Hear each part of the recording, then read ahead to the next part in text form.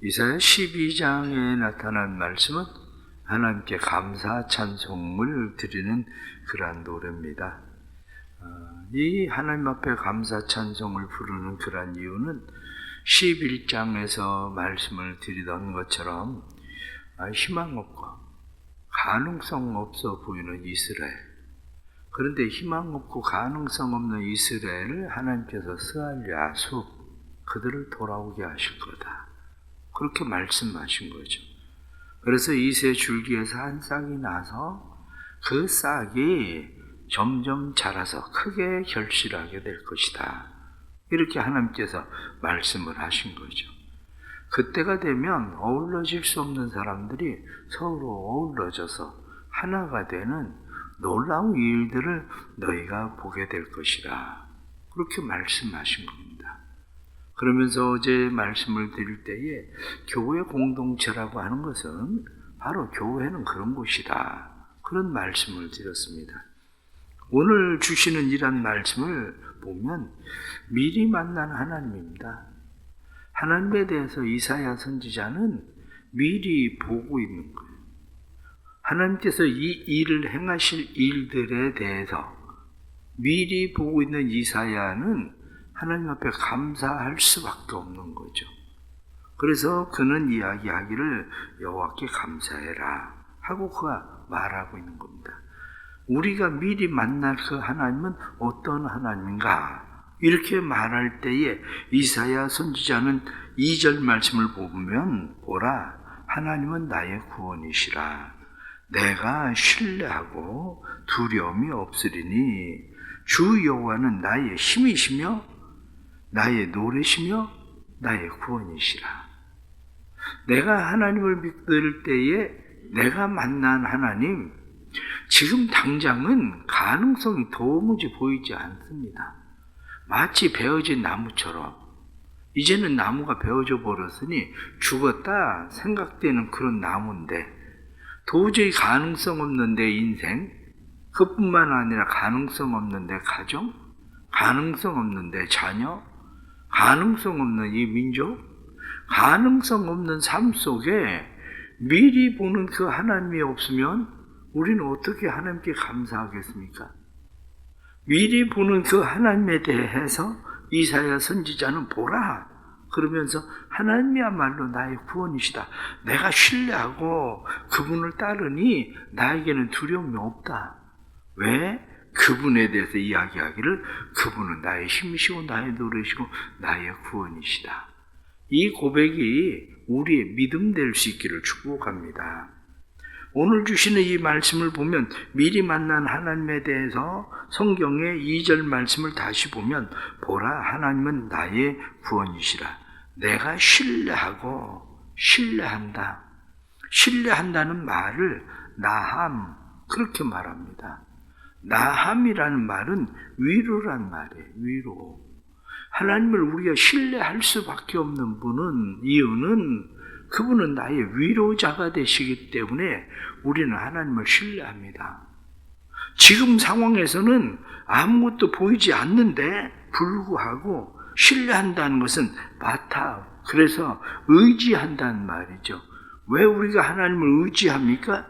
1절의 말씀을 보면 주께서 나를 안위하시오니, 이렇게 안위란 말이 위로란 말이거든요. 하나님께서 나를 위로해 주신다.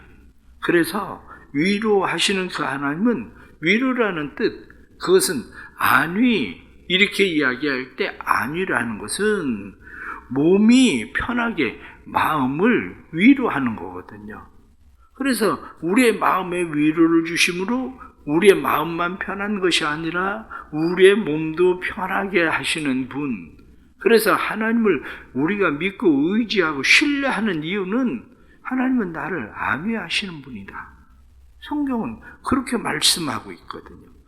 그렇다면 우리 삶 속에서 하나님이 나를 위로하시는 하나님이라는 것을 느낄 수 있는가? 바로 이 문제겠죠. 왜 우리가 하나님을 신뢰하지 못하냐? 그것은 우리의 삶 속에 하나님의 위로를 느끼지 못하기 때문입니다.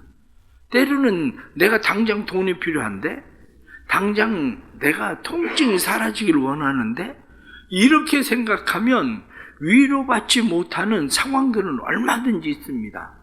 그러나 한편으로 생각을 해보십시오. 누군가 내가 정말 힘들고 어려울 때 나한테 와서 이야기합니다. 얼마나 힘드세요? 그러나 좀 잘 견뎌보세요. 여기에도 하나님의 뜻이 있겠죠. 좋은 일이 있을 거예요. 그런데 이상하게 힘들고 어려운 상황이 벗어난 건 아니에요.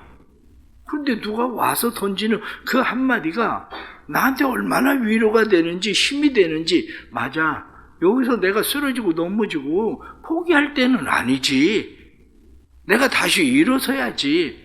다시 기도해야지. 이게 바로 위로란 말이죠. 위로라고 하는 것은, 안위라고 하는 것은 지금 당장 내게 무엇이 주어졌기 때문에, 회복되었기 때문에 위로를 받는 것이 아니라 미리 얻는 거예요. 마치 이사야 선지자가 이스라엘 백성들을 볼 때 포로로 그들이 사로잡혀가서 나라가 사라져버려도 그래도 하나님께서 괜찮아, 내가 너희에 대해서 말씀에 나타난 것처럼 무엇라고 이야기합니까? 전에는 내게 노하셨으나, 하나님이 전에는 내게 노하셨지만은 주의 진노에서 하나님께서 돌이키시고 도리어 나를 안위하신다, 이렇게 말하는 것처럼 우리의 삶에 당장 내게 그것이 주어졌기 때문에 위로를 받는 거 아닙니다. 위로는 미리 얻는 거죠. 주어질 것을 생각하고 하나님께서 우리의 삶을 회복시키실 스알랴수, 다시 돌아오게 하시리라, 그 약속의 말씀을 믿고 우리를 구원하시리라 하시는 구원의 약속의 말씀을 믿고 우리가 하나님 앞에 살아가는 거죠. 우리 성도들의 삶에 이 하나님의 위로가 늘 넘치기를 축복합니다. 뿐만 아니라 하나님에 대해서 내가 하나님을 신뢰한다, 이렇게 말씀한 것처럼 그 하나님을 신뢰함으로 하나님에 대한 기대가 점점 커지기를 바랍니다. 오늘 성경의 5절 말씀을 보면 그렇게 되어 있습니다. 여호와를 찬송할 것은 극히 아름다운 일을 하셨음이니, 그렇게 되어 있습니다. 극히 아름다운 일을 하셨다. 그렇습니다. 하나님은 우리에게 아름다운 일을 행하시는 분, 그것을 6절 말씀에 보면 이스라엘의 거룩하신 이가 너희 중에서 크심이니라. 이스라엘 중에 거룩하신 분, 너희와 함께 계시는 그분, 그분은 크신 분이다. 그분이 못하실 일이 없다. 그분은 크신 분, 못하실 일이 없는 전능하신 그분이 너희와 함께 계신다, 이렇게 말하는 것처럼 우리의 마음 가운데에 우리는 믿음으로 하나님을 기대하고 신뢰해야 됩니다.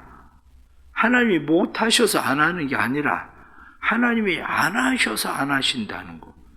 하나님이 안 하실 때는 그 이유와 뜻이 있다는 거. 그래서 우리의 삶 속에서 하나님의 행하실 일들을 기대하면 우리는 하나님 앞에 감사할 수 있는 거죠.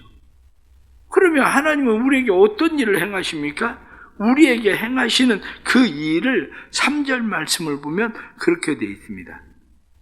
그러므로 너희가 기쁨으로 구원의 우물들에서 물을 기르리로다.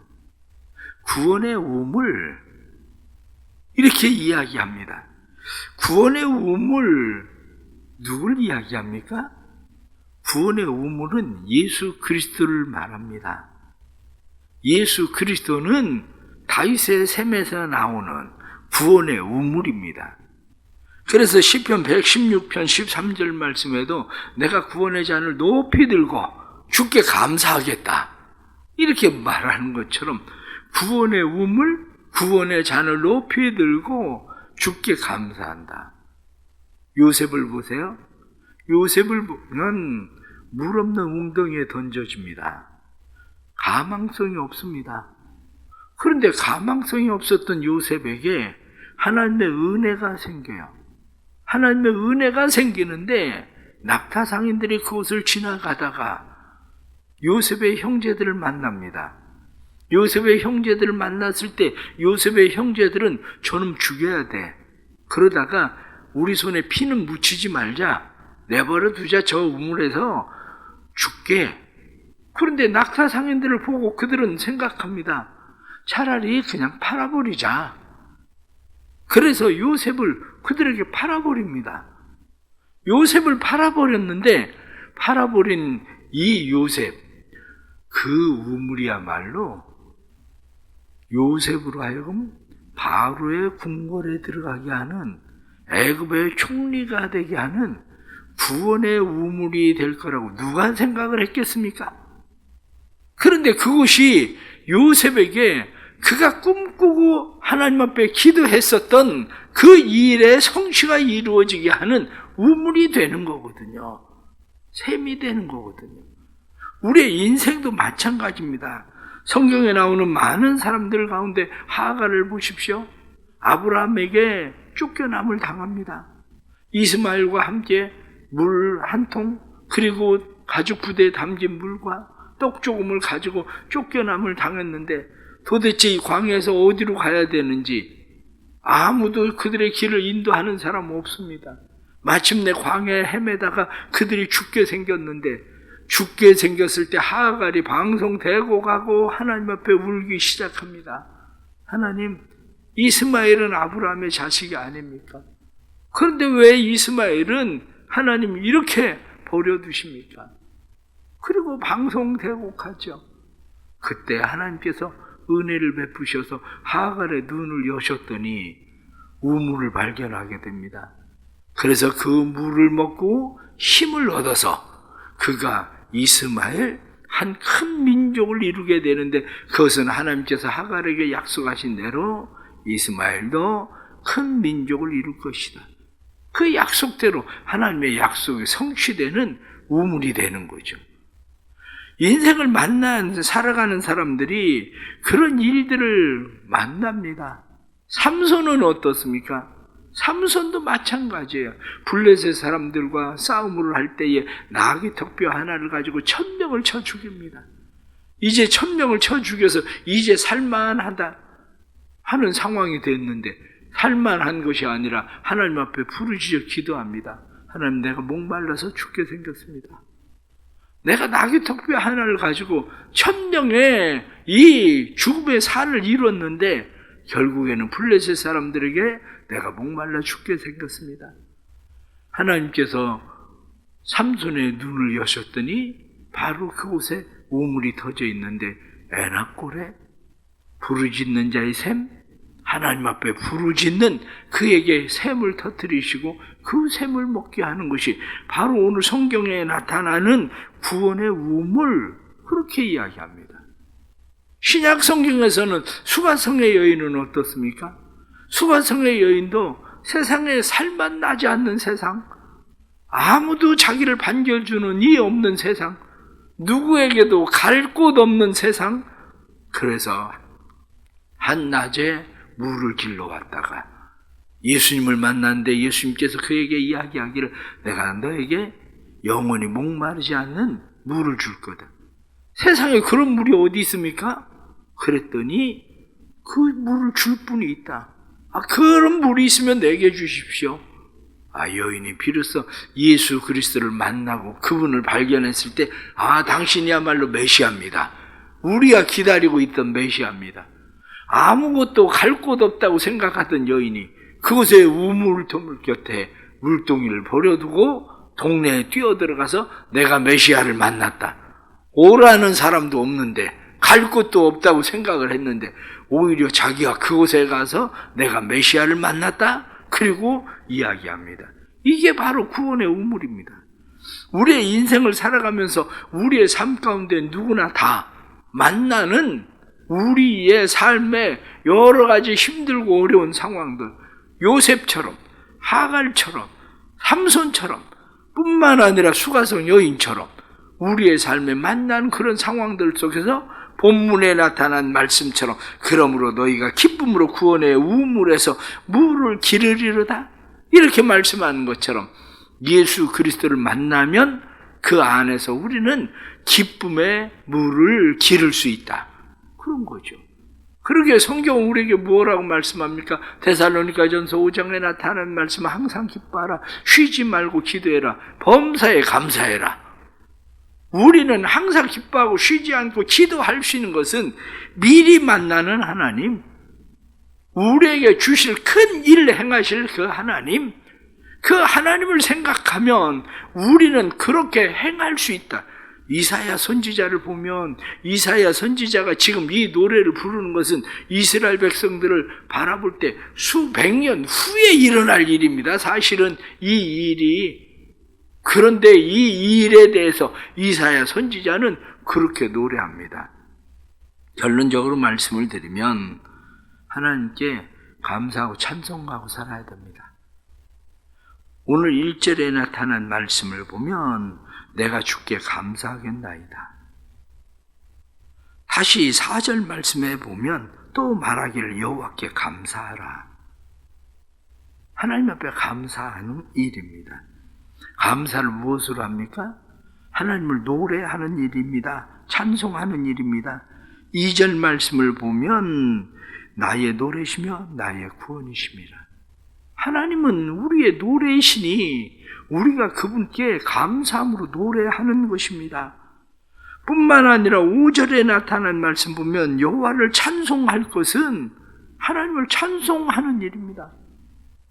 그러니 우리의 삶 속에 지금 주어져 있는 상황과 환경만 바라보지 말고 지금 주어져 있는 상황과 환경 속에서 하나님께서 진노를 돌이키셔서 나를 안위하신다 하시는 그 말씀, 조금 전에 앞에서 드렸었던 그 말씀처럼 우리에게 구원을 베푸실 그 하나님, 우리에게 큰 일을 행하실 그 하나님을 기대하고 우리가 하나님 앞에 찬송하고 감사하는 일, 그것은 우리가 마땅히 해야 될 일들입니다. 그 일이 뿐만 아니라 하나님을 기뻐하십시오. 3절 말씀을 다시 보면 그렇습니다. 그러므로 너희가 기쁨으로 구원의 우물들에서 물을 기르리로다. 기쁨으로 그렇게 말씀합니다. 기쁨으로. 우리가 살아가는 세상 속에서 어제도 11장 3절에 말씀한 것처럼 11장 3절에서 그가 여호와를 경외함으로 즐거움을 삼을 것이며 이렇게 말씀한 것처럼 우리의 기쁨이 어디에 있습니까? 우리의 기쁨은 지금 주어져 있는 상황과 환경만 바라보며 기뻐할 일이 어디 있겠습니까? 그러나 데살로니가서의 말씀처럼 항상 기뻐하라 이렇게 말씀하는 것은 우리의 삶이 여호와를 경외함을 우리의 기쁨으로 삼아야 됩니다. 하나님을 경외함을 우리의 기쁨으로 삼아야 우리의 삶에 기쁨이 있는 거지, 하나님을 경외함을 기쁨으로 삼지 못하면 삶에 무슨 기쁨이 있겠습니까? 하나님을 경외하는 사람이 살아가야 될 삶이라는 것은 하나님을 신뢰하고 사는 겁니다. 그래서 말씀 다시 보면 내가 신뢰하고 두려움이 없으리니, 하나님을 신뢰하니까 두려움이 없는 거죠. 지금 상황과 환경들은 다른 사람이 누가 보아도 아무 기대도 할 것도 없는, 무엇 하나 다시 회복될 만한 가치조차도 보이지 않는데 기뻐할 일이 어디 있습니까? 그 이유를 성경은 내가 하나님을 신뢰함으로 두려움이 없다. 두려움이 없으니 우리의 삶엔 기쁨이 있는 거죠. 그러기에 그리스도인들의 삶에 대해서 오늘 성경은 우리에게 분명하게 말씀합니다. 그리스도인의 삶이 뭐냐? 이렇게 이야기할 때 그리스도인의 삶은 하나님께 감사하고 하나님을 찬송하는 일입니다. 하나님께 감사하고 하나님 앞에 기쁨으로 사는 일입니다. 하나님께 감사하고 하나님을 신뢰함으로 두려움 없이 사는 겁니다. 그래서 두려워하지 마라, 놀라지 마라, 내가 내 하나님이 됨이라. 성경에 말씀하는 것처럼 아무것도 두려워하지 말고 오직 너희의 모든 염려 다 주께 맡겨라. 너희의 기도와 간구로 너희 구할 것을 하나님께 아뢰라. 성경에 말씀한 대로 우리의 삶은 그렇게 하나님 앞에 살아가는 것이 우리의 삶의 모습이다. 그런 말씀입니다. 그래서 우리가 할 수 있다면 이 이사야 12장 같은 이러한 성경의 말씀은 암송을 해보십시오. 이사야 12장 같은 성경의 말씀, 시편 23편의 말씀을 우리가 성경 암송을 많이 하죠. 시편 때로는 1편 말씀을 암송을 많이 하죠. 그러나 제가 볼 때는 시편 1편도 시편 23편도 아름답고 좋은 시지만 이사야 12장만큼 아름답고 우리의 삶에 다시 희망을 주고 우리의 삶을 회복시키는 놀라운 말씀의 은혜가 있는 말씀이 그렇게 흔하지 않습니다. 오늘 주시는 이 이사야 12장 말씀, 이 말씀이 주께서 우리를 다시 돌아오게 하실 거다. 주께서 우리를 다시 회복시키실 것이다. 희망 없이 베어져 버린 나무처럼 아무것도 보이지 않아도 그 가운데 우리가 감사할 수 있는 것은, 노래할 수 있는 것은 하나님께서 진노를 돌이키시고 우리를 안위하시고, 뿐만 아니라 그 하나님을 내가 신뢰하기 때문에 하나님이 우리를 위해서 큰 일을 행하실 거고, 그 큰 일을 행하실 그 하나님을 생각하면 우리는 하나님을 경외함으로 기뻐할 수 있는 거죠. 우리 사랑하는 성도들의 삶에 이 놀라운 하나님의 은혜가 아름다운 축복이 되기를 간절히 바랍니다. 기도하겠습니다. 하나님 아버지, 감사합니다. 우리의 삶에 놀라운 약속을 하시니 감사합니다. 베어져 버린 나무처럼 가능성도 희망도 없어 보이는데, 아무것도 기댈 만한 것이 없는데, 오히려 이사야 선지자는 그 하나님께 노래하며 감사하겠다 고백하던 것처럼 우리의 삶 속에 행하실 하나님의 일들을 다시 기대함으로, 하나님, 우리는 하나님 앞에 감사하며 노래합니다. 하나님께서 우리에게 행하실 일들을 기대함으로 우리를 안위하시고 구원의 샘에서 기쁨의 물을 거두게 하시는 그 하나님을 찬양합니다. 우리의 인생 돌이켜보면 물 없는 웅덩이에 빠져버린 요셉과 같습니다. 하갈과 같습니다. 삼손과 같습니다. 수가성의 여인과 같습니다. 그럼에도 불구하고 하나님께서 우리에게, 이들에게 행하시던 것처럼 하나님은 요셉에게, 하갈에게, 삼손에게, 수가성의 여인에게 행하시던 것처럼 우리에게도 행하실 일들을 기대합니다. 주님, 회복시켜 주옵소서. 주님의 은혜가 임하게 해 주옵소서. 건강이 연약한 성도들에게 건강의 은혜를, 경제적인 삶이 힘들고 어려운 성도들에게 경제적인 삶의 회복을, 가정의 회복을 원하는 성도들에게 가정의 회복을, 하나님의 주시는 참된 지혜의 놀라운 일들이 일어나게 하여 주셔서 하나님 행하실 일들을 기대하고 하나님 앞에 기도하는 사람들마다 하나님을 만나게 해 주옵소서. 지금 이 시간 우리가 그 하나님을 미리 만나게 해 주시고, 그 하나님을 미리 만날 때에 우리의 삶의 희망을 볼 수 있도록 성령님 역사하여 주옵소서. 사랑하는 이 나라를 주께서 도우시고 이 나라를 회복시켜 주옵소서. 이 나라를 바라보며 희망 없는 나라처럼 보여지지만 하나님여, 이 나라를 다시 회복해 하시는 분도 하나님이십니다.